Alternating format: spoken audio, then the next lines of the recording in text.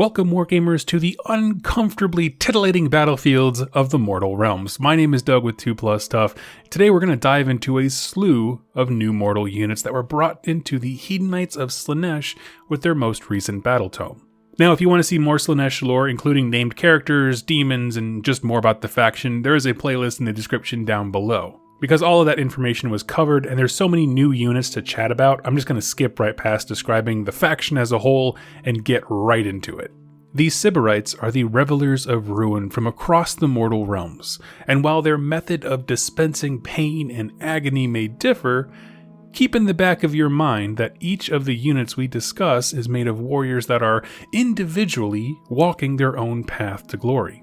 Even though it makes sense to group up, because you become a more, effective fighting force in a unit rather than individually.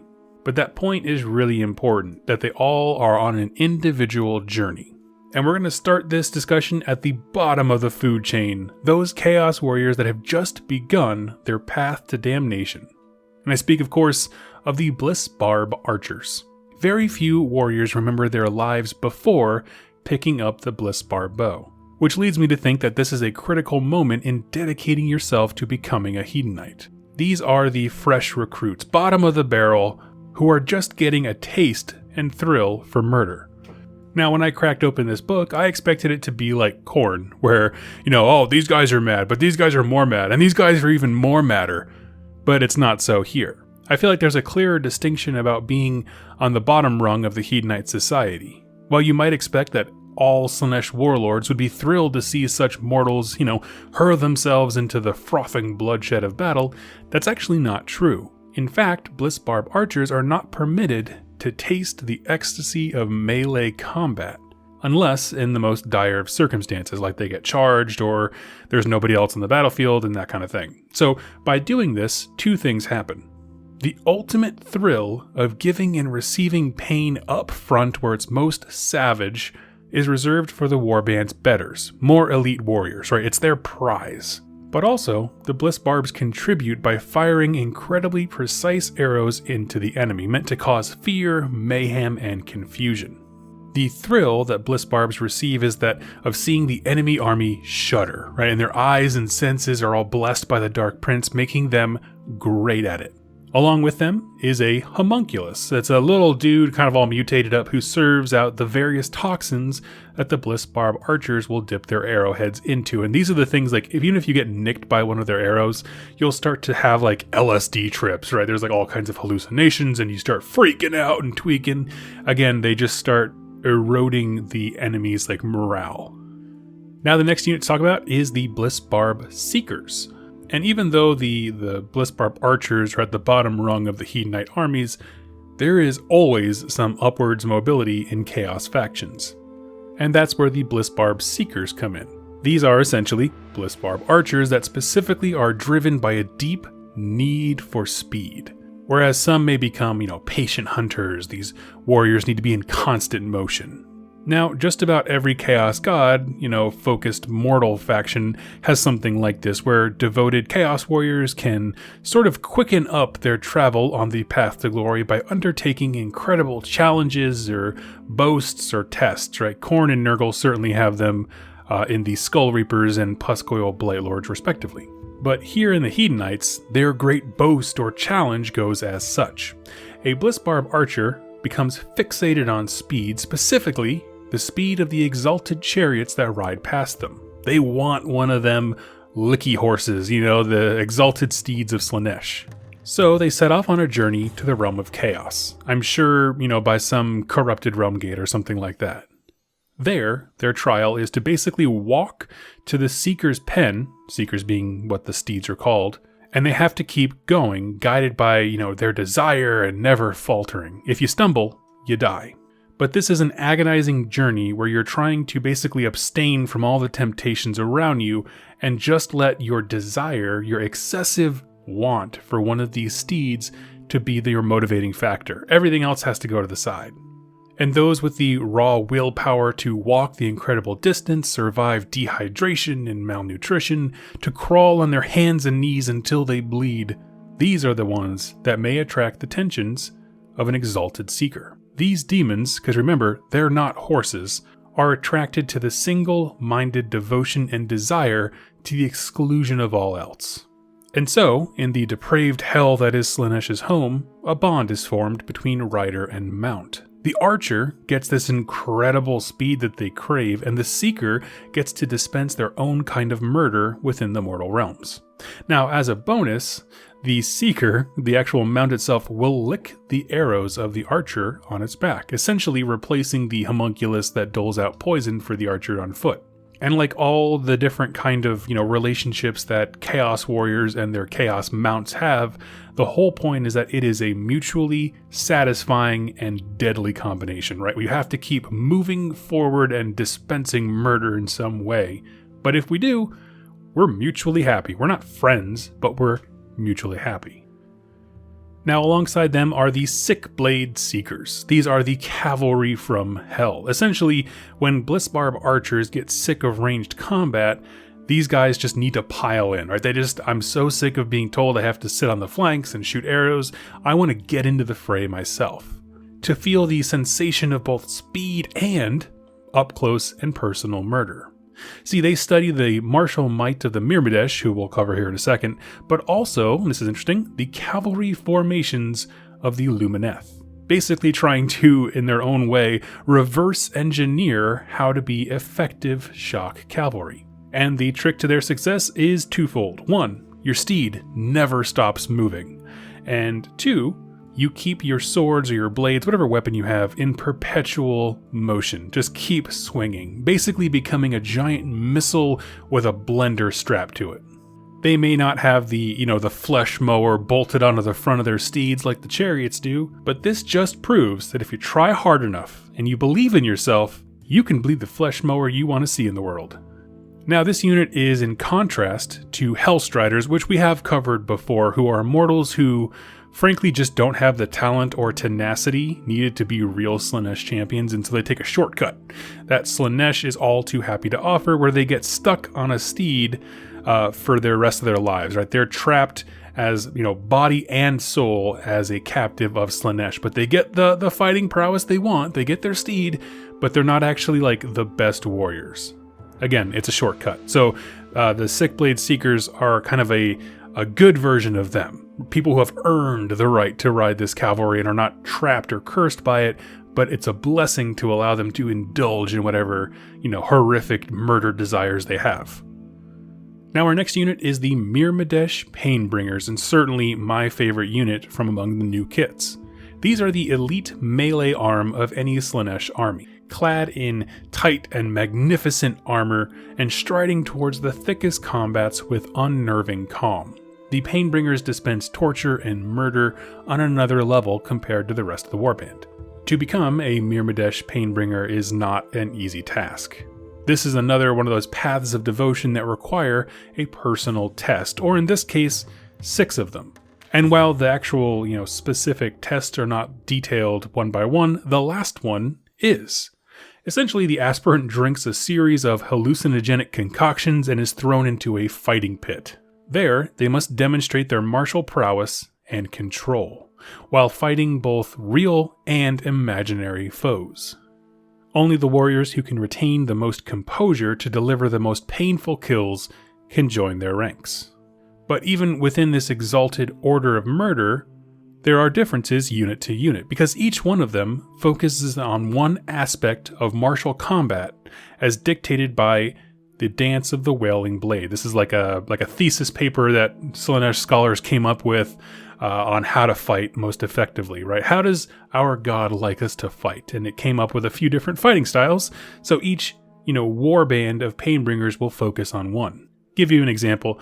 This may be, deflecting as many blows as you can from an enemy before delivering one perfect kill shot that's clean and bloodless almost, where you're kind of demonstrating your perfection and mastery of swordsmanship. Or, it could go the other way, which is you keep your curved blade in constant motion, seeing how many cuts, nicks, tears you can deliver to an enemy before they finally die. And even though those two methods of murder are very different, they're both very Slaaneshi. And so in this way, they can be incredibly focused and disciplined, but also very diverse in how they bring that discipline to the table or the battlefield. And the image they give off is just as important as their battlefield abilities, right? Here's the thing. It might seem like their folly, the thing that brings them to Slaanesh is their need to be the best swordsman.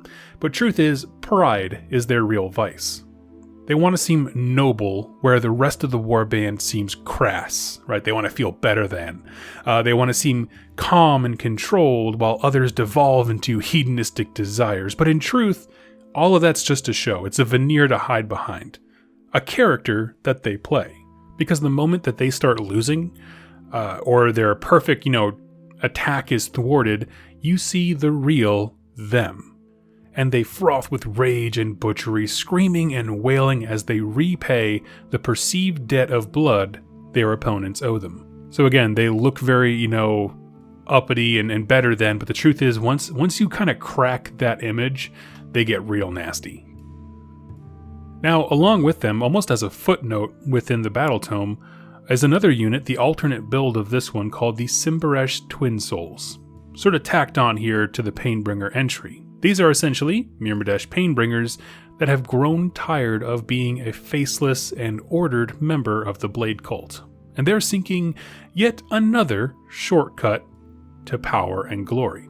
And to a warrior like this, who's already proven themselves in the fires of combat, the only way to jump ahead, really, for them is to invite demons into their body. You see, they mark themselves up with tattoos of binding, remove their helmets, and pick up new and exotic weapons, and in this way, they're hoping to attract the many demons of Slaanesh into themselves. When this entity enters the mortal realms through the body of a hedonite, things get weird.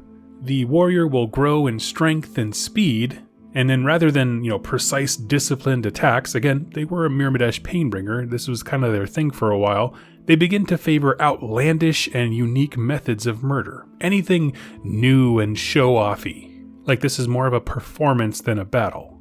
They may also begin to refer to themselves in the third person, or remaining oblivious to grievous wounds. And essentially what that is the demonic consciousness taking over. Most of the time, the mortals that once, commanded this body will be nothing more than a passive onlooker trapped behind their own eyes, as the demon they invited in will essentially take full control of their mortal flesh. And that's why they speak in third person. They don't view themselves as a person as we know it. There's something different.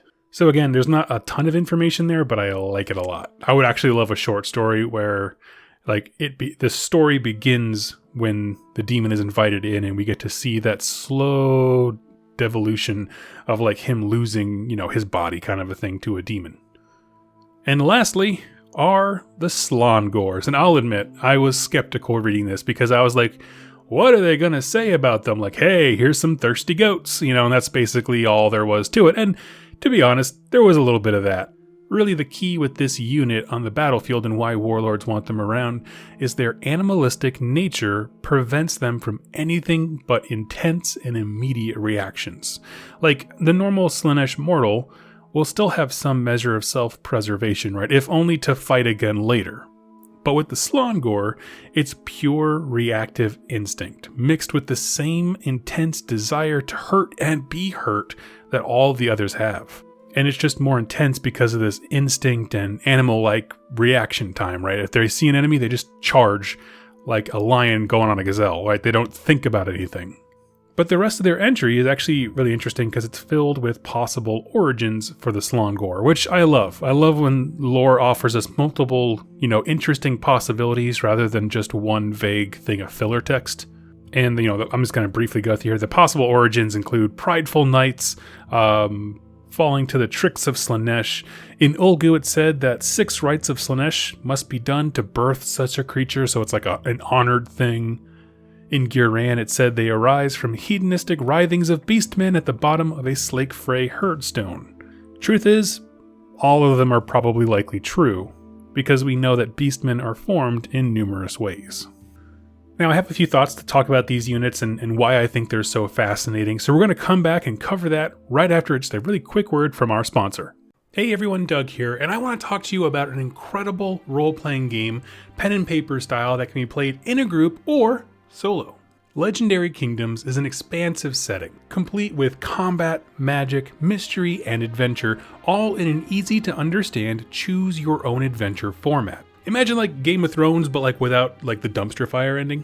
This series sees you take control of 4 heroes as you explore an expansive fantasy world, with real, tangible consequences for your decisions. You got side quests and more. Illustrated by legendary comic book artist Robin Smith, known for his amazing work on the Judge Dredd series back in the day. The first book in this series is already out now, and the second is just being released on Kickstarter. But they each stand alone, so you don't need one before the other, because they're all kind of based around a specific region. This means you have a story built with your own custom heroes and their own interactions and their own decisions with consequences, and you can go from region to region, book to book in any order. If you want to give the game system a try for free, head to the link in the description below, because the awesome folks at Spider-Mind Games published a completely free version so you can get a taste of exactly what this format offers. And if you like it, you can take the exact characters that you made in this free version and move them into the full books. Now, links for the Legendary Kingdoms Kickstarter for Volume 2, as well as where to get the free version of the original, are all in the description down below. If you wouldn't mind, please guys, help support me by supporting other awesome creators out there who are making these incredible games that are fun and so cool to do in this time where we're all kind of locked down and in. Role-playing games have taken on, I think, a new significance in the last year, maybe 2, and honestly, there's nothing quite like this out there that I've seen. So go ahead and support these guys.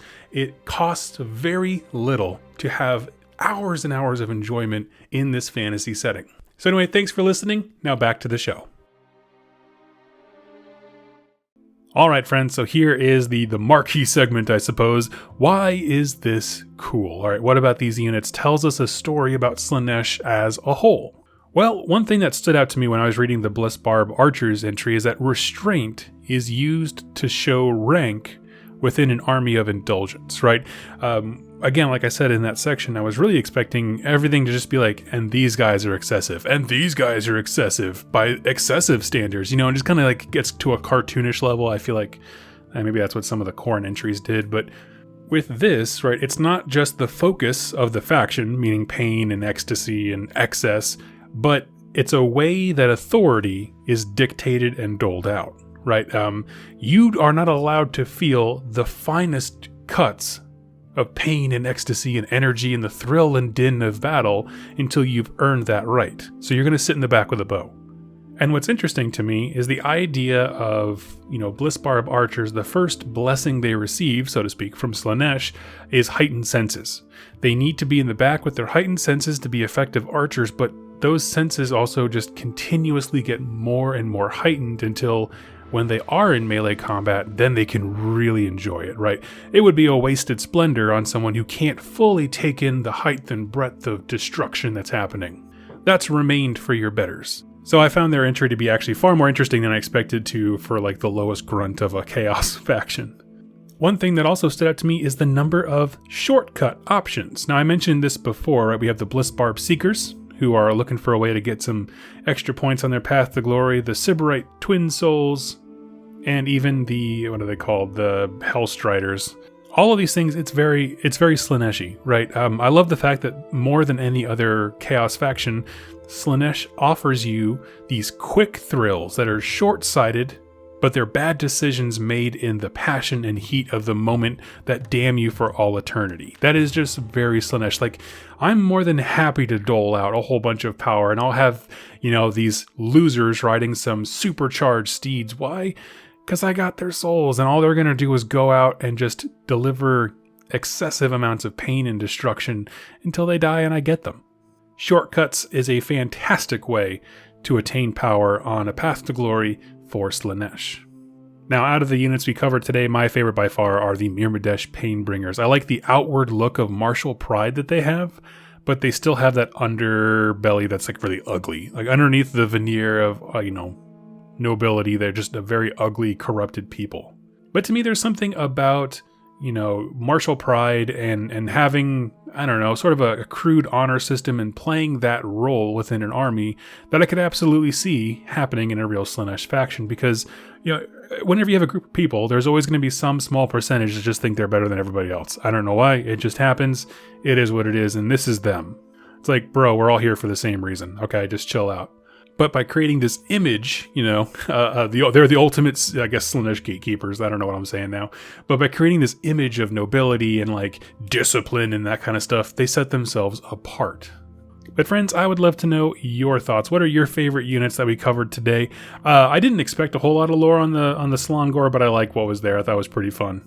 But I'd love to hear about your favorite unit and why you think so in the comments below, and we'll continue the discussion down there. Thank you so much for watching, and happy wargaming.